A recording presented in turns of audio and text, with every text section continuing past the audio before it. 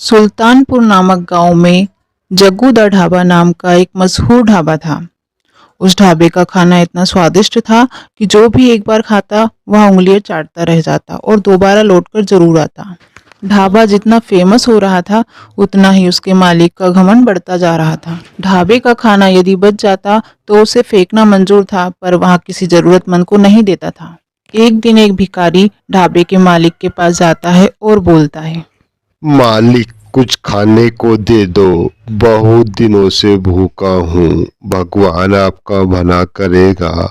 अरे सुबह सुबह ये भिखारी भी कहाँ से चलकर आ जाते हैं, पूरा दिन खराब कर दिया मेरा आज। अरे रामू, इसको जरा धक्के मार के बाहर निकाल। जी मालिक, मैं अभी इसको बाहर निकाल देता हूँ। रामू भिखारी को धक्के मारकर बाहर निकाल देता है, लेकिन मालिक को उस पर बिल्कुल भी तरस नहीं आता है। भूख की वजह से भिखारी बेहोश हो जाता है और कुछ देर बाद उसकी मौत हो जाती है। अरे मालिक, जल्दी से आके देखो, मेरे को लग रहा है ये तो मर चुका है। अरे रामू, ये क्या बोल रहा है, ऐसा नहीं हो सकता। हाँ रामू, लगता तो है ये मर गया। ऐसा कर, जल्दी से इसको उठा और पीछे के नाले में पटक दे, वहाँ कोई आएगा भी नहीं और ये बह जाएगा। जी जी जी मालिक, मैं अभी इसको फेंक कर आता हूँ। भूखा भिखारी अब भूत बन चुका था। रात होने पर मालिक सभी नौकरों को छुट्टी देकर खुद भी घर के लिए निकल पड़ता है। रास्ते में चलते हुए उसे भयानक सी आवाजें आने लगती है। मालिक पीछे मुड़कर देखता है तो उसे कोई दिखाई नहीं देता है। बहुत डर जाता है और जल्दी से अपने घर की तरफ दौड़ पड़ता है। अरे प्रेमलता, जल्दी से खाना लगा दे, बहुत जोर से भूख लगी है। जी अभी लाई।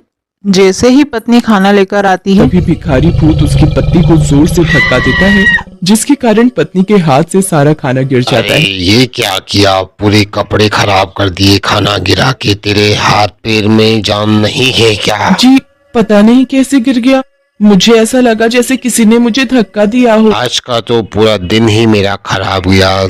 ढाबे पे वो भिखारी था और यहाँ तूने मेरा दिमाग खराब कर रखा है। आज तो भूखा ही सो जाता हूँ।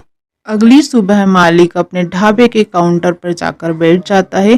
तभी एक ग्राहक वहां आता है और खाने का ऑर्डर देता है। रामू, जल्दी से खाना लाओ भाई। रामू खाना लेकर आता है तो वहाँ खाना खाने बैठता है कि तभी उसकी शाही पनीर की सब्जी चिकन की सब्जी में बदल जाती है। वहाँ घबराकर पानी पीने लगता है कि सामने उसे एक भूत दिखाई देता है। अब वहाँ खाना पीना छोड़कर जोर जोर से भूत भूत चिल्लाते हुए वहाँ से भाग जाता है। भूत भूत, अरे इस ढाबे पे तो भूत है, भागो यहाँ से, नहीं तो ये खा जाएगा।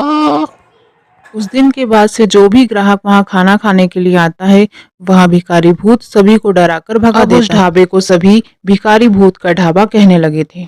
ग्राहक नहीं आने की वजह से मालिक अब परेशान रहने लगा। मालिक को इतना परेशान देखकर एक दिन रामू बोलता है, मालिक, मुझे तो लग रहा है यह सब वो भिखारी भूत ही कर रहा है, जिसको आपने नाले में फेंकवा दिया था।